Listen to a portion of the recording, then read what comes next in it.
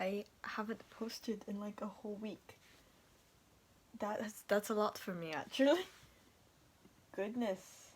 I can't believe it. This channel is like 1 month old already and it's like so crazy. It's awesome. Yeah, today I have been studying Danish. There's my piece of paper for Danish. Yeah, sometimes I write it all in a notebook, other times I just use a piece of paper, so I use a piece of paper here. And I learned about 90 words here.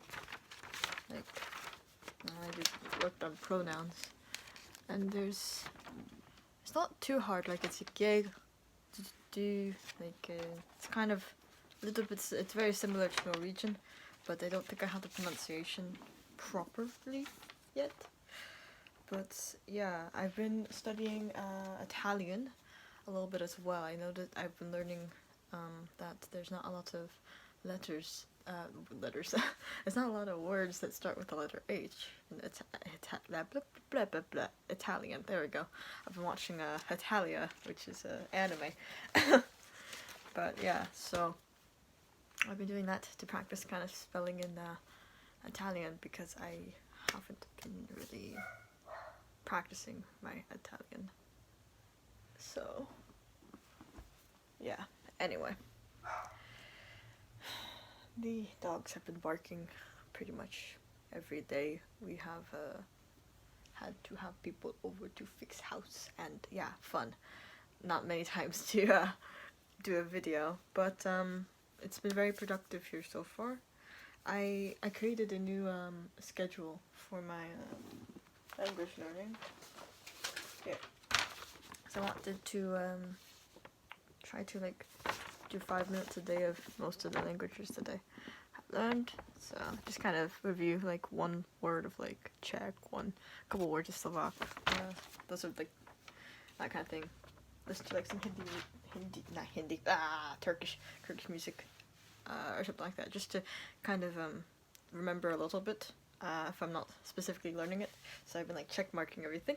So far what I have is check marked as French, Italian, and Danish, because I did French a little bit earlier today. I was looking up some phrases and I talked with some of my friends who are French, so we went through a little bit of conversation, not a lot, but it was like it was okay.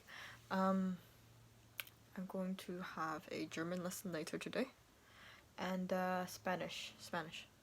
So those are the two that I have set up for later, and it's just kind of watch video.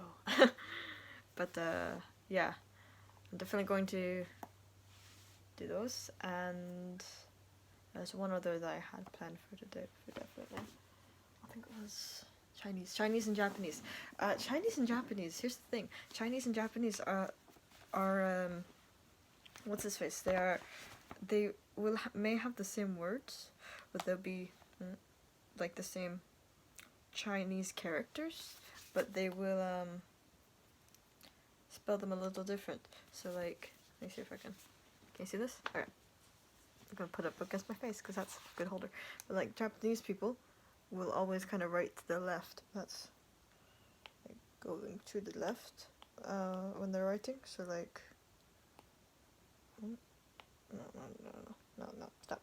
They go like, sorry.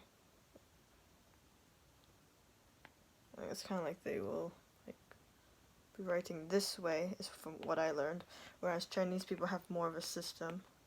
So like for Japanese writing, you can always kind of tell it's going to be like, if we have this figure, I think like this one, it's most likely going to be written this way, like going line,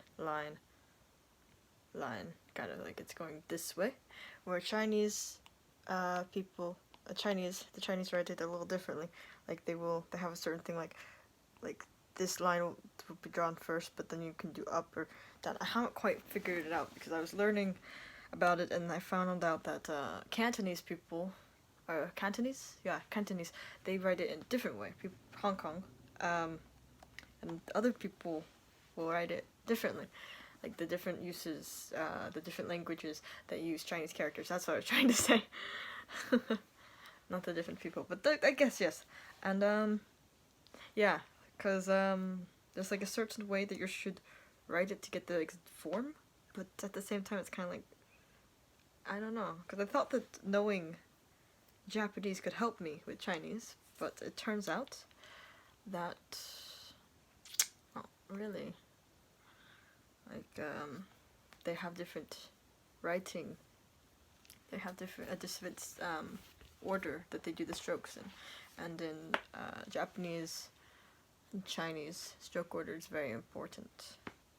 I'm not 100% sure about Korean, but I know the placement of the letter, or the consonants and vowels are very important. So you have like the oh, here, there, here, and here, and here, and there's a certain order it's supposed to go in. So yeah, that's what I've been learning lately. But I don't know if I should count that as like having learned Chinese and Japanese, because I was just learning about the stroke order, so that's why I'm not counting it for today. But I learned that important fact that I wouldn't have known, and I would have probably started just writing everything in Chinese, like how I would write Japanese, but I don't know. What do you guys think? Have you learned Chinese and Japanese? Do you find that stroke order is very important? Like that if you are writing in, like, if you had learned how to spell it one way in Japanese, like using like the stroke order, do you have problems then if you're trying to learn Chinese, trying to learn the different stroke order? Or am I just, should I research it a bit more because it's not always like that? Or yeah, so that's my question of the day. That's a little confusing, but yeah, hopefully I'll figure that out. Portuguese, that's the other one. Portuguese, practicing Portuguese and Dutch. That's so random. Okay, I'll see you. Bye.